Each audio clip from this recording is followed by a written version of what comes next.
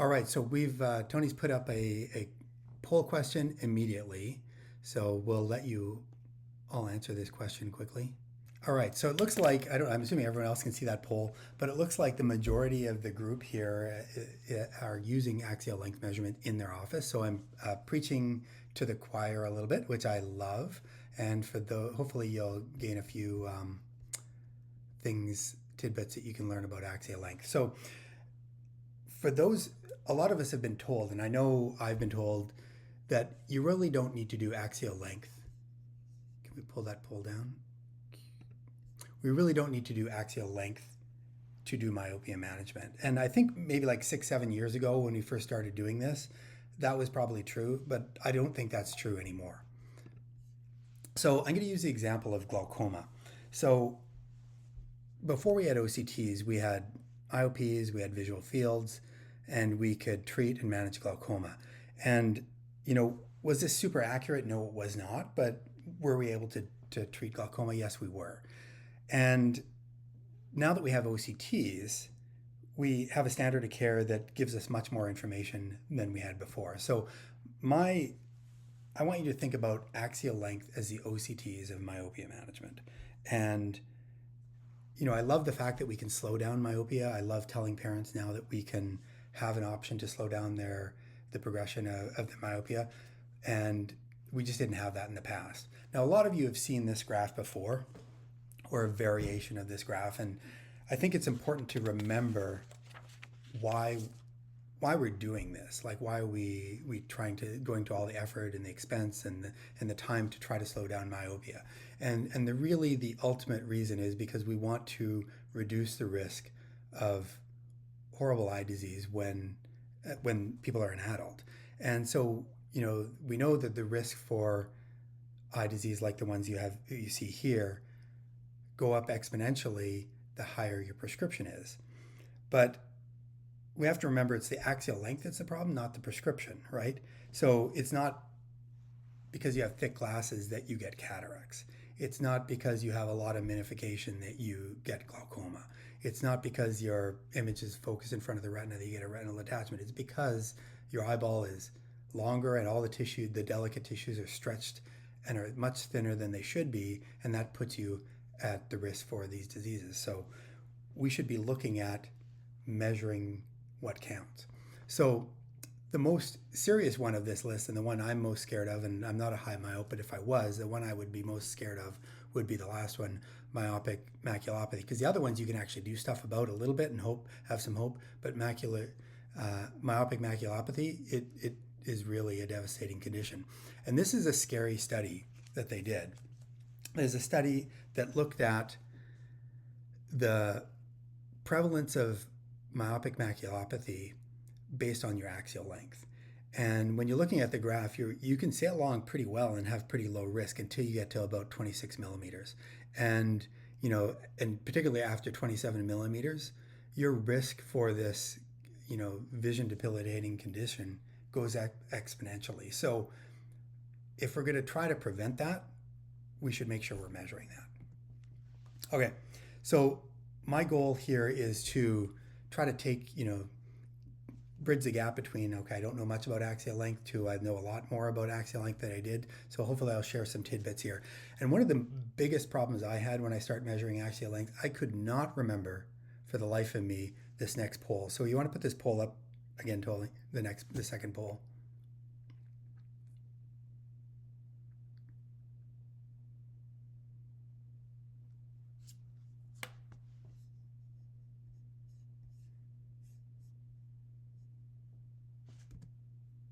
Do we have it?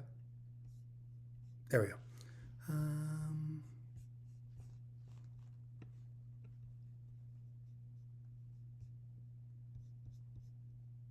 Here we go. Okay, so what is the approximate relationship between axial length and refraction?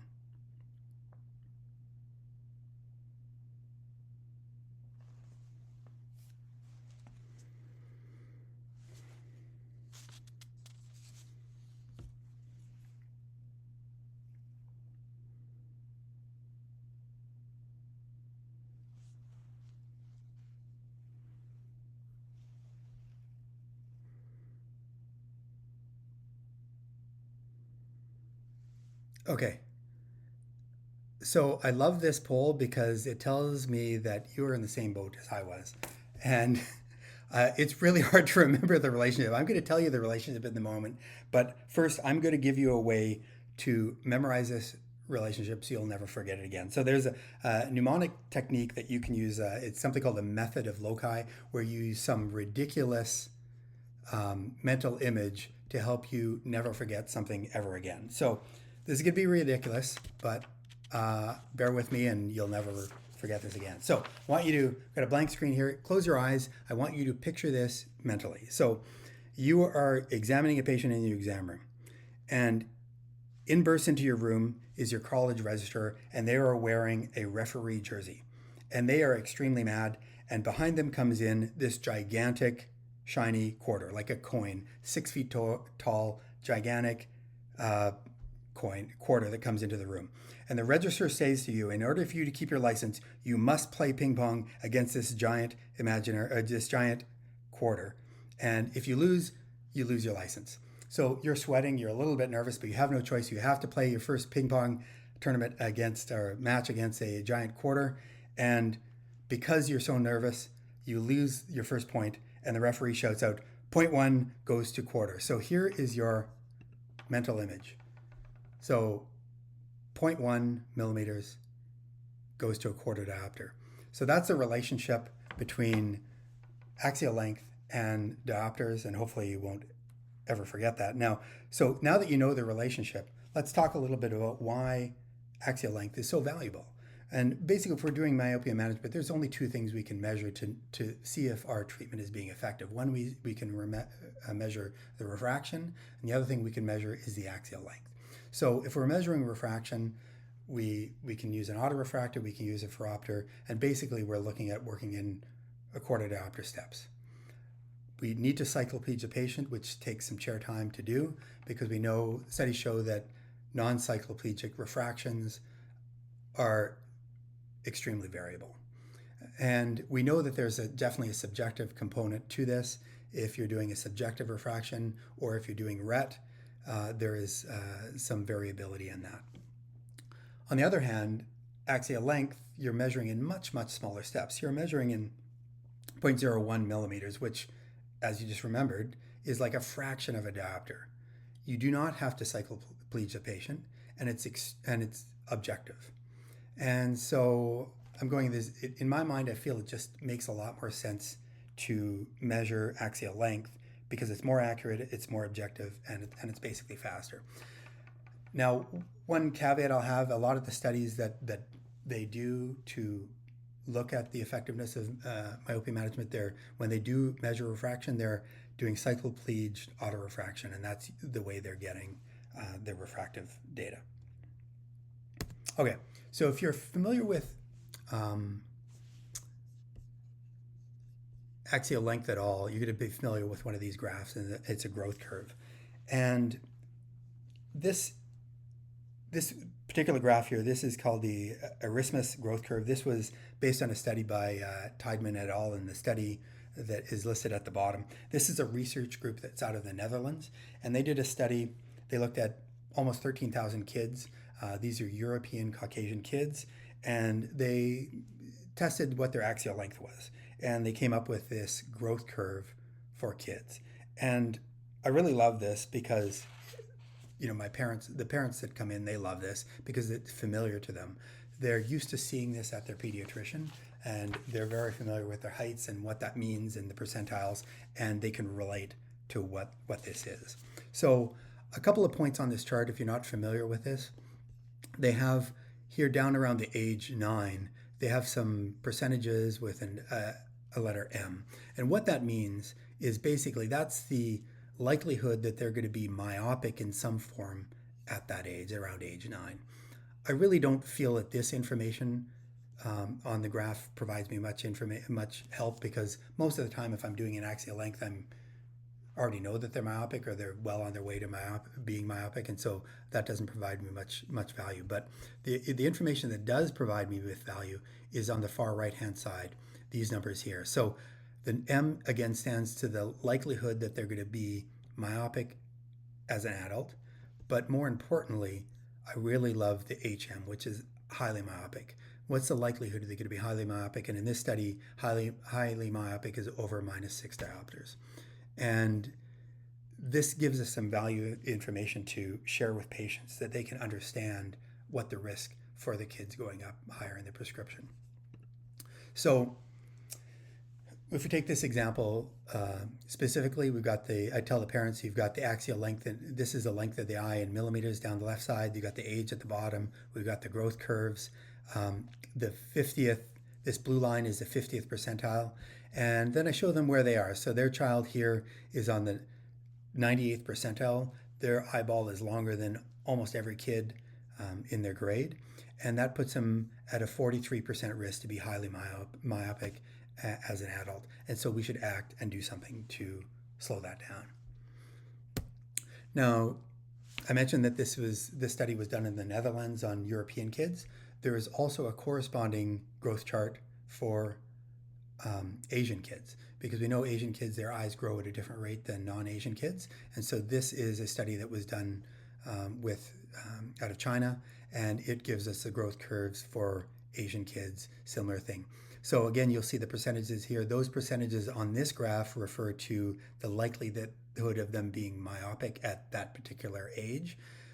I'd love to see if this graph had a highly myopic percentage, but it does not, so we don't have that to share. So going back to the patient, this one that's on the 98th percentile, this graph is fantastic because it helps us educate the patient on the risk that their child has for becoming myopic as an adult. And assessing that risk is a valuable tool for us. Now, we know that there's a lot more other risk factors to becoming myopic other than just the axial length. We know there's family history, we know there's outdoor time, we know there's screen time, there's certainly other factors as well. So you will find times when you're measuring the axial length and you make a prediction. Let's say this child here, we're saying, well, there's a 43% chance that they're going to be a high myope, and sometimes this patient their eye just doesn't grow and their myopia just doesn't progress, and for whatever reason. And likewise, you might find someone down on a lower percentage and their eye is growing like crazy and it just doesn't match. So we know that there's other factors involved.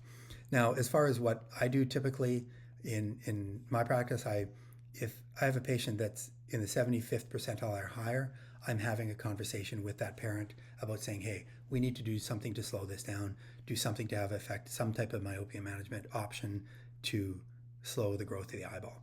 Now, if they're below the 50th percentile, I'm still having a conversation about there's options we can do to slow it down, but it's a little bit more optional, but we're still watching them very carefully. So I talked about there's other risk factors. There was one study that they did, and they were trying to look at other body characteristics that might be associated with higher myopia. And the one they were looking at in this study was height.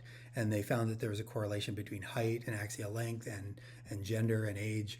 And so we know there's other factors. Now, this is a mock-up of a heat map. This isn't a real chart, so don't take this information as being accurate. But it's meant to be a representation that hopefully will have some other type of heat map that we can include other risk factors as well to help us give a little bit more better prediction on what the high risk for myopia is.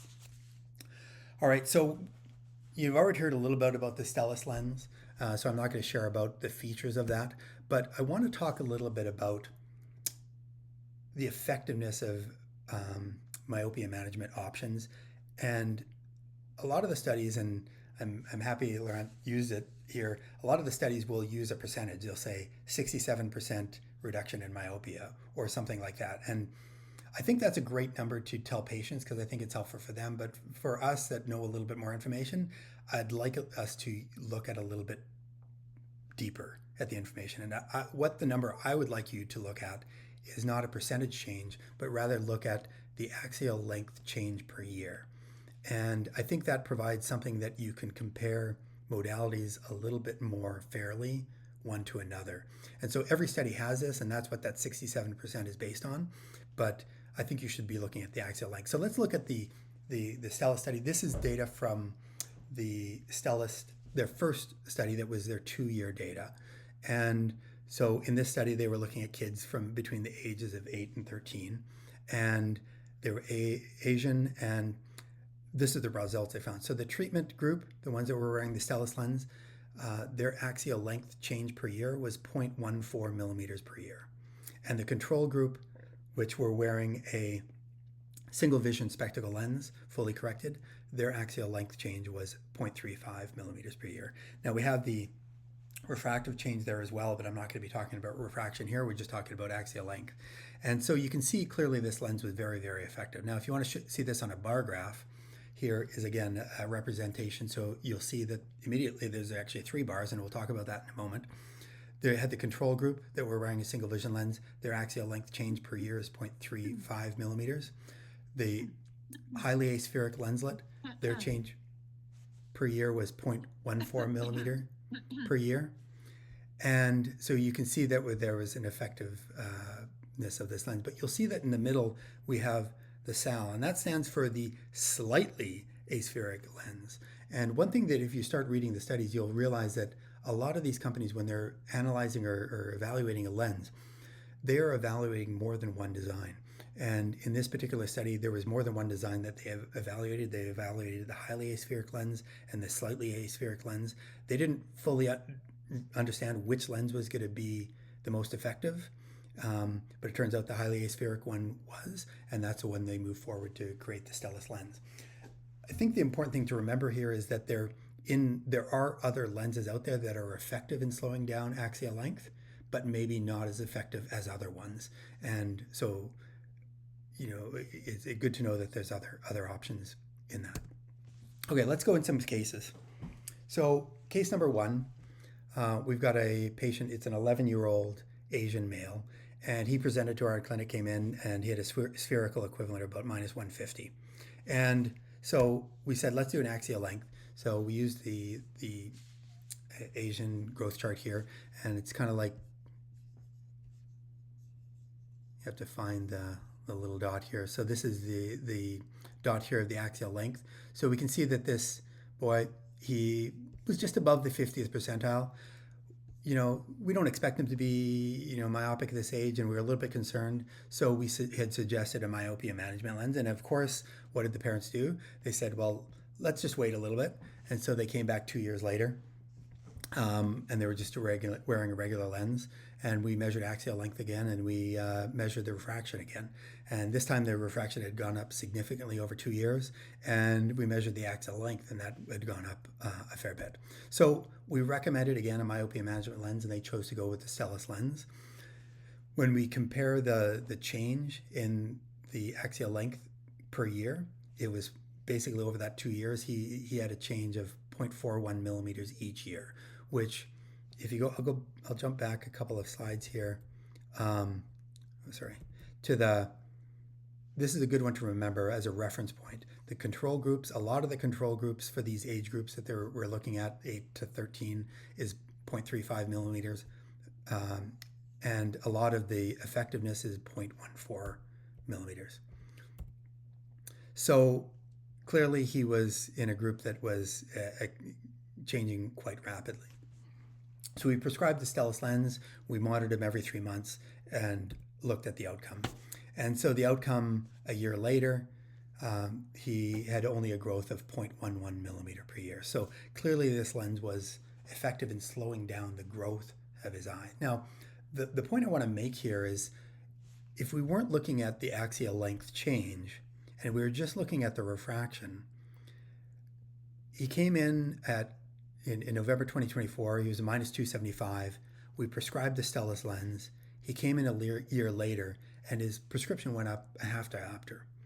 And if you're not measuring the axial length, you might think, well, this isn't working that well, because a lot of times we're told, well, a quarter diopter is what we're kind of expecting. A half diopter, that's the kind of power range where SR will say, hey, we'll change the lens for free, kind of indicating that, hey, this lens isn't working like you would expect it to. So there's some indication, if you're just looking at refraction, that this lens is not working that well.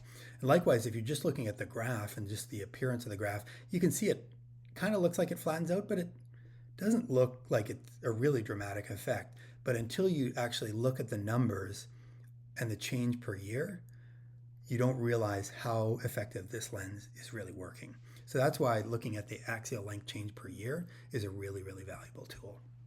So that leads us to the question, well, what's a normal amount of change for axial length? Like, how do I know if this is a normal amount and if this is right? And these are two studies that I think are two of the most underrated and underutilized studies for axial length.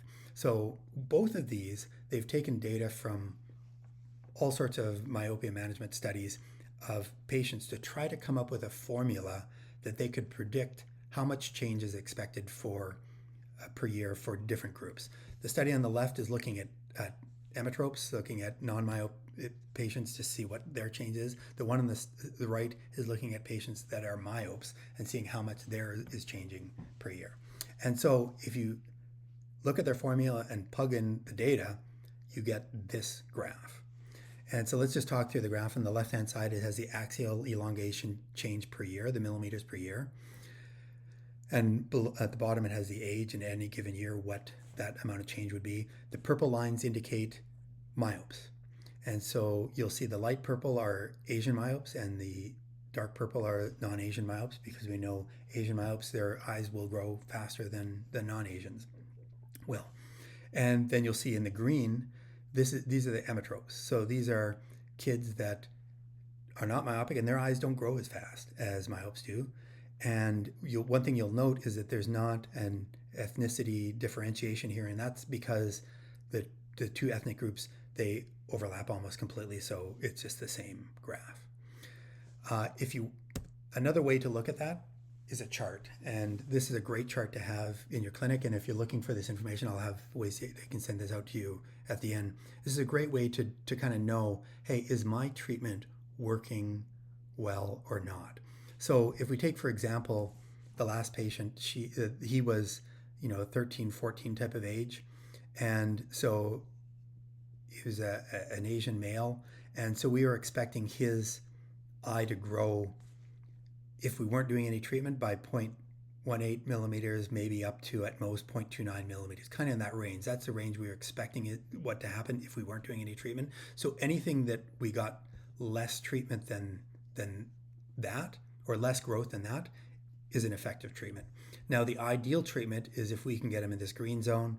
If our treatment is working in that zone, then we're golden, and we're knowing, okay, his eye is growing as quickly as an emmetrope is, and you can't do much better than that. So if we go back to that data, this is that same patient. Here we have the expected growth if we were untreated is 0.18 to 0.29, and he had a growth of 0.11. So we know that this treatment is working. It's not quite in the range of the emmetrope, which is fine. I still think it's an excellent result, but if it gives you some information to know when you need to add more or do more, or if your treatment is working as well as it should. Okay, let's go to a second case here. So case number 2. This is an 8-year-old non-Asian boy that came in, and he came into us and he had -1.25 spherical equivalent prescription. So we said, hey, let's do an axial length.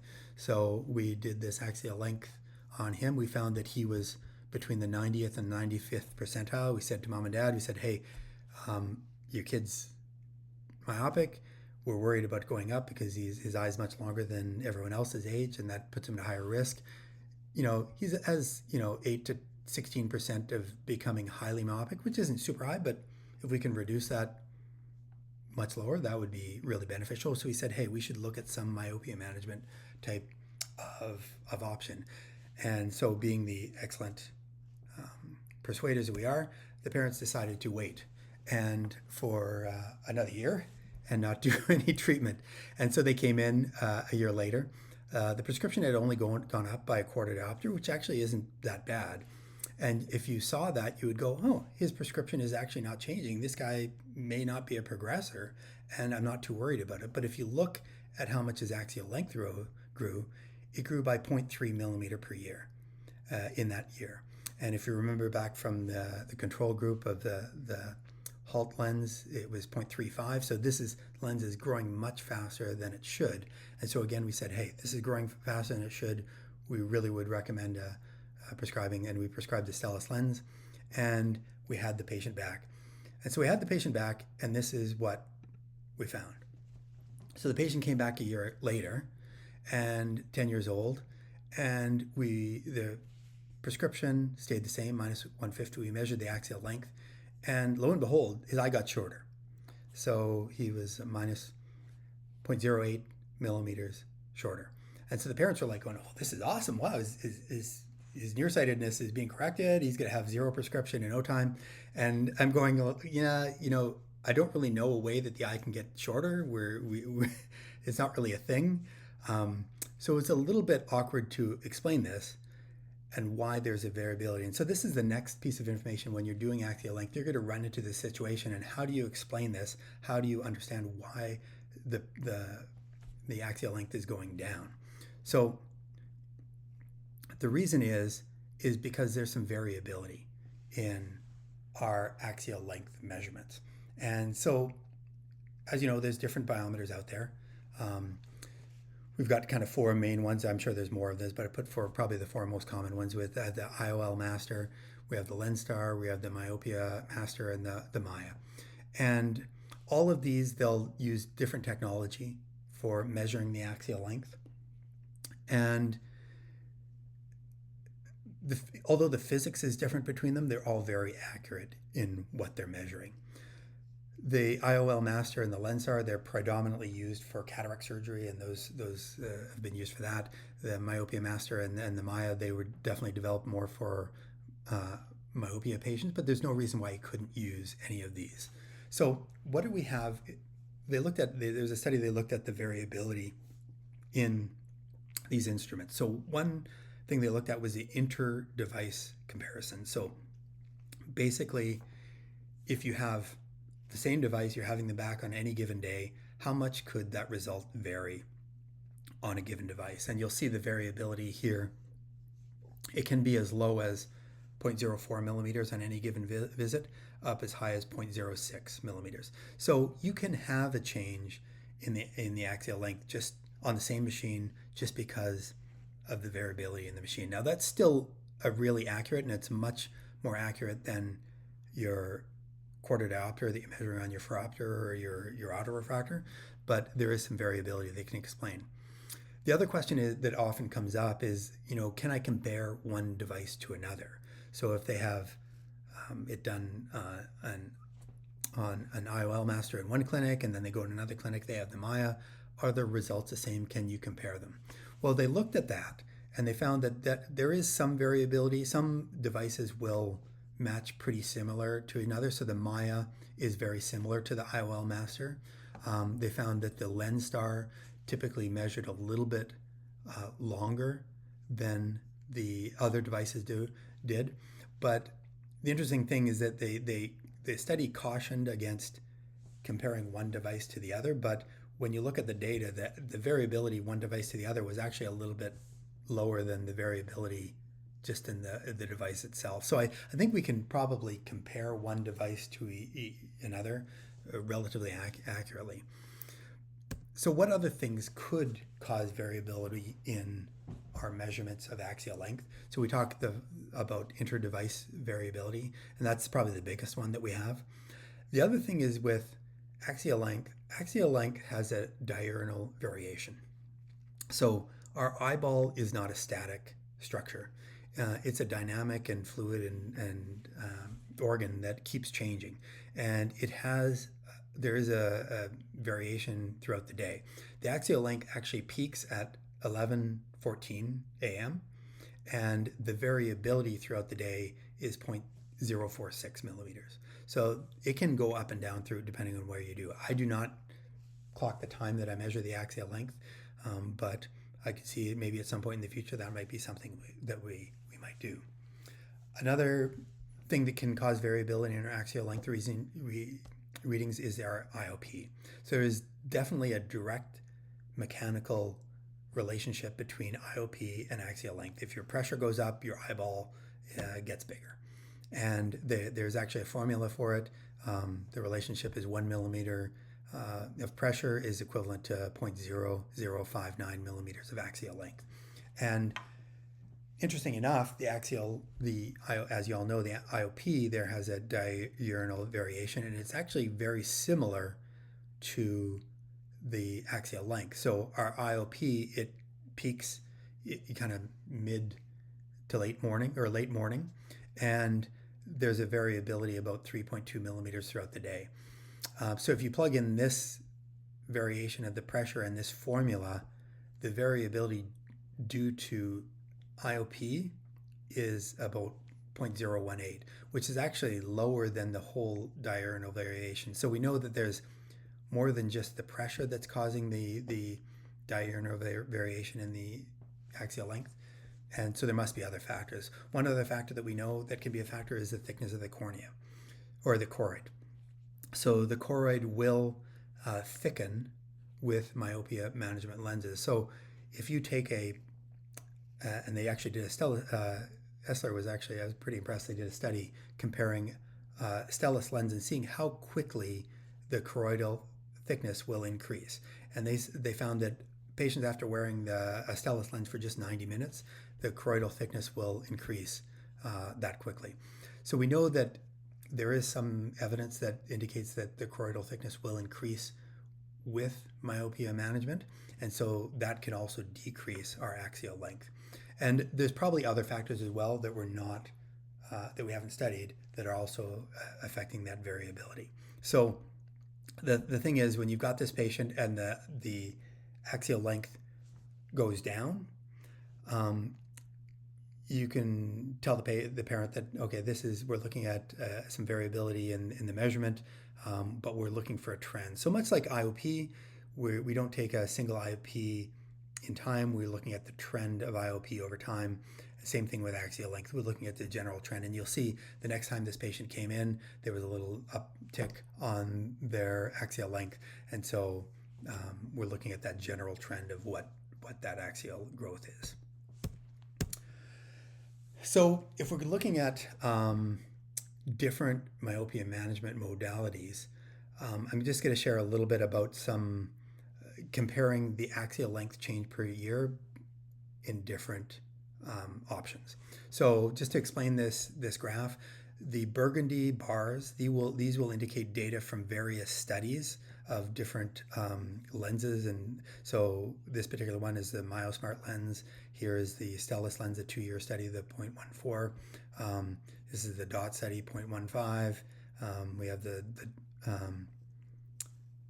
I've got 2 DOT studies in here. I don't know why that one's mislabeled. We've got the MyoPro, we've got the CARE and the CARE S. And so those are the effectiveness of these different groups of the axial length change per year. This black bar, that's the Stellis study control group. I didn't put all the studies control groups up there, but they're all around the same range, or around 0.3 to 0.4 millimeters per year is what the study control groups are. These blue bars, these are data from our clinic. So when I've taken the data from the axial length change per year in our patients and plug it in, these are the results we get. And what you'll notice is that our results will differ a little bit from the studies. And why that is, I don't know. Maybe, the water in Winnipeg, the way I explain it, the way we dispense it, something's a little bit better. But I know we definitely had a lot of success with the Stellis lens.